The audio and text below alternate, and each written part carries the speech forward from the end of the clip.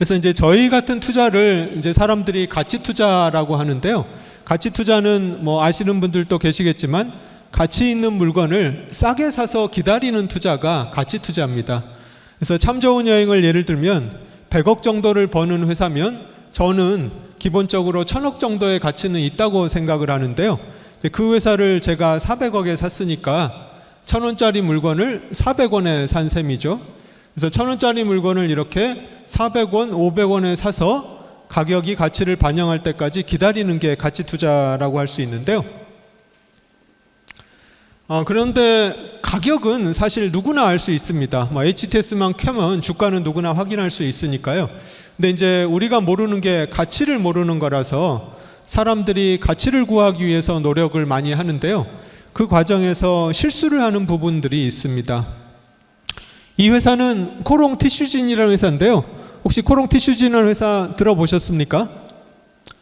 그 인보사라는 무릎 골관절염 치료제를 개발한 회사인데요. 이 회사를 보시면 매출이 한 3,40억 정도밖에 안 되고 영업 적자가 3,400억 정도 나는 회사입니다. 그런데 저 당시에 이 회사의 시가총액이 2조에서 3조 정도 됐었는데요. 그러면 이 회사를 2조나 3조라는 가격을 주고 사는 게 싼지를 판단을 하려면 이 회사의 가치를 알아내야 되는데, 그래서 많은 사람들이 이 회사의 가치를 알아내기 위해서 인보사라는 제품이 얼마나 팔릴지를 한번 추정을 해봤습니다. 그래서 시장 조사를 해봤더니 전 세계의 골관절염 환자가 6억 명 정도에 달하고 그 중에 무릎 골관절염 환자가 2억 명, 그 중에 미국 시장 그레이드 2, 3 환자만 해도 700~800만 명에 달하더라는 게 조사가 됐습니다. 그래서 이 환자들 중에 일부한테만 약을 팔아도 매출이 2조가 넘고 영업이익이 1조 이상 나올 거라고 사람들이 추정을 했습니다. 그래서 영업이익이 1조 이상 나올 것 같은 회사를 2조나 3조를 주고 사면 여전히 싸다고 생각해서 사람들이 코롱 티슈진에 투자를 했는데요. 무슨 일이 벌어졌냐 하면 인보사라는 제품을 미국에 팔려면 미국 FDA 허가를 받아야 되는데 그 FDA 허가를 받기 위해서 제출한 임상 서류가 허위 서류라는 게 들통이 났습니다. 실제로는 A라는 성분으로 임상을 했는데 마치 B라는 성분으로 임상을 한 것처럼 임상 서류를 제출한 게 들통이 나서요. 지금은 이제 상장 폐지 위기에 처해 있습니다. 그래서 많은 사람들이 실수를 하는 게 굉장히 열심히 시장 조사도 하고 여러 가지 자료들을 찾아서 굉장히 힘들게 열심히 노력해서 기업 가치를 구한 다음에 내가 구한 기업 가치가 맞았을 때 얼마나 큰 수익이 날지에만 초점을 맞추고 내가 구한 기업 가치가 틀릴 수도 있다는 생각을, 크게 틀릴 수도 있다는 생각을 거의 하지 못하더라는 거죠. 하지만 앞에서 얘기했듯이 우리의 예측은 틀릴 가능성이 항상 존재하고, 그래서 투자는 수익률 게임이 아니라 맞았을 때 얼마나 큰 수익을 낼 수 있을지가 중요한 게 아니라 내가 틀렸을 때도 괜찮은지 리스크 관리가 더 중요하더라는 거죠. 이 회사는 종근당이라는 회사인데요. 매출이 한 9천억 중반 정도 하고 영업이익이 780억 정도 되는 그런 회사입니다. 이 회사가 시가총액이 저 당시에 9천억 중반 정도 했었는데요. 매출이 영업이익이 780인 회사를 9천억 중반에 사게 되면 한 12배에서 13배 정도의 가격을 주고 사는 셈이 되니까 그렇게 싸다고 볼 수는 없는데요. 근데 실제로는 종근당이 2천억 원을 벌고 있습니다. 2천억 원을 벌어서 연구개발비로 1,000억이 넘는 돈을 쓰고 그리고 남는 돈이 780억입니다. 그리고 매년 연구개발비로 1,000억이 넘는 돈을 써서 열 몇 개의 신약을 개발하고 있는데, 앞서 봤던 코롱 티슈진하고의 차이는 코롱 티슈진은 개발한 인보사라는 제품이 잘못되면 큰일 나는 상황인데 비해서 종근당은 이미 2천억을 벌어서 그 중에 1,000억을 연구개발비로 쓰는 회사를 9천억에 사는 거니까 설사 개발하고 있는 열 몇 개의 신약이 모두 실패하더라도 이 회사를 구천하게 사는 건 크게 손해보기가 힘들고 신약 개발이 쉽진 않지만 하나라도 성공할 가능성이 보이면 종문당의 기업 가치가 크게 바뀔 수 있는 그런 상황인 거죠. 그래서 모든 투자는 내가 생각한 투자 아이디어가 틀려도 괜찮은지가 먼저 선행이 돼야 되고, 그 다음에 내 생각이 맞았을 때 얼마나 큰 수익을 낼 수 있는지가 그 다음으로 검증이 돼야 됩니다. 그래서 가치 투자를 추구하는 사람이면 내 생각이 틀릴 수도 있다는 것을 먼저 받아들이고 그리고 그렇기 때문에 안전마진이 큰 종목을 찾아서 투자를 해야 되는데요. 근데 이제 예를 들어서 여러분이 안전마진이 굉장히 큰 종목을 찾았다고 한번 가정을 해보죠. 예를 들면 가치가 가격에 비해서 뭐 3배, 4배 이상 높은 그런 종목을 찾았다고 가정을 해보죠. 그러면 그 다음에 어떻게 해야 될까요? 그 종목에다가 몰빵을 해도 될까요?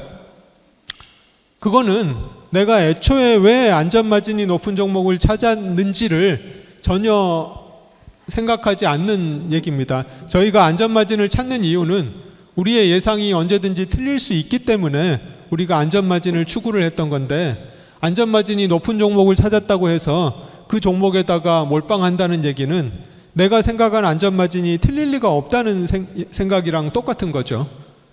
하지만 우리는 우리 생각이 틀릴 수 있기 때문에 안전마진을 찾는 거라서, 예를 들면 앞서 저는 참 좋은 여행이 망하기는 굉장히 힘들 거라고 생각을 했지만 코로나가 5년, 10년 지속돼서 참 좋은 여행도 망할 수가 있습니다. 저는 종문당이 2천억을 버는 회사라서 그런 회사를 9천억에 사는 거는 틀릴 가능성이 굉장히 낮다고 생각을 했지만, 정부가 갑자기 약가 인하를 들고 나와서 종문당의 수익성이 크게 훼손될 수도 있는 거죠. 그래서 세상 모든 일은 우리가 생각하지 못했던 일이 언제든지 벌어질 수 있기 때문에 아무리 안전마진이 높은 종목을 찾았다 하더라도 반드시 분산 투자를 해야 됩니다. 그리고 우리가 투자를 하다 보면 반드시 직면하게 되는 부분이 하나 있는데요. 바로 변동성입니다. 이 차트는 600억 하던 주가가 429억까지 빠지고 다시 500억까지 오른 차트인데요. 이거는 앞서 설명드렸던 참 좋은 여행이라는 회사의 3월 19일 하루 동안의 주가 변동입니다. 무려 하루 동안에 주가가 뭐 30% 이상 박살났다가 또 거기서 뭐 한 20% 이상이 주가가 올랐죠. 이렇게 엄청나게 높은 변동성 때문에 사람들이 주식 투자를 위험하다고 생각을 합니다.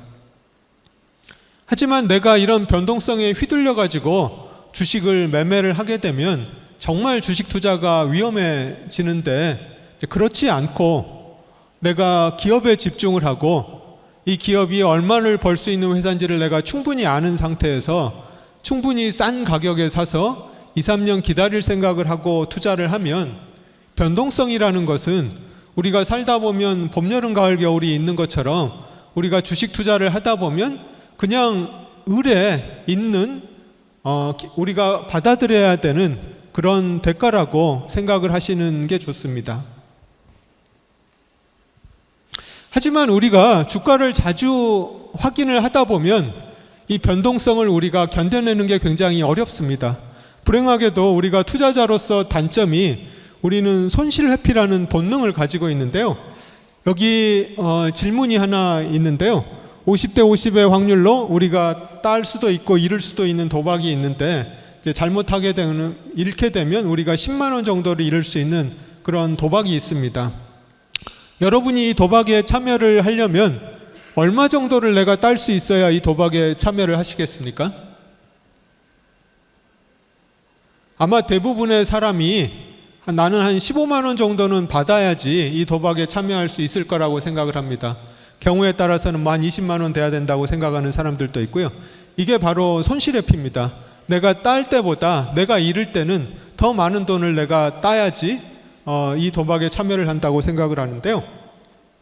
우리가 이런 손실회피 성향이 있어서 이게 투자에는 굉장히 마이너스 요인이 되는데요. 이 그래프는 신세계라는 회사의 1998년부터 2007년까지의 그래프인데요. 무려 70배가 상승을 했습니다. 사놓고 그냥 가만히 뒀으면 70배가 상승을 했을 텐데요. 이 신세계 주가 그래프를 매일 확인하는 사람은 아마 견디기가 힘들었을 겁니다. 자, 이거는 신세계의 연봉과 월봉과 일봉 그래프를 나타내는 건데요. 보시는 것처럼 시간 간격을 짧게 하면 짧게 할수록 변동성이 굉장히 커진다는 것을 볼 수 있습니다. 이 신세계가 9년 동안 7년은 상승을 하고 2년 동안만 하락을 했습니다. 그래서 신세계 주가를 1년에 한 번만 확인을 한 사람은 굉장히 큰 기쁨을 맛봤을 텐데요.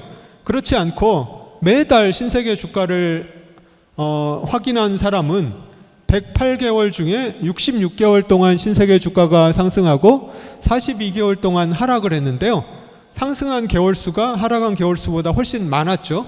근데 그럼에도 불구하고 우리가 하락할 때는 더 큰 고통을 겪기 때문에 실제로는 고통을 겪고 이 주식을 팔았을 가능성이 굉장히 높습니다. 그래서 우리가 주가를 자주 확인하면 자주 확인할수록 결국은 손실회피 본능이 발동해서 굉장히 큰 고통을 받게 되고 주식을 매매할 가능성이 굉장히 높고요. 그래서 워런 버핏이 얘기를 한 것 중에 주식을 매수하고 나서 주가가 50% 이상 폭락해도 견딜 수 없는 사람이라면 주식 투자를 해서는 안 된다고 얘기를 하고 있습니다. 앞에서 제가 참 좋은 여행 사례를 설명드리면서 제가 마치 참 좋은 여행을 400억대 다 산 것처럼 얘기를 드렸는데요. 사실은 그렇지 않습니다. 제가 참 좋은 여행을 700억, 800억 할 때부터 이미 투자를 해서 들고 있었습니다. 그 주가가 400억까지 빠질 줄은 저는 정말 상상도 못했습니다. 하지만 400억까지 빠졌고요. 아무리 생각을 해도 이거는 말도 안 되는 주가라고 생각을 해서 400억대에 저는 주식을 더 샀던 거죠. 그래서 우리가 주식 투자를 하다 보면 이 변동성이라는 거는 반드시 우리가 맞닥뜨릴 수밖에 없고 견뎌내야 되는 그런 부분입니다.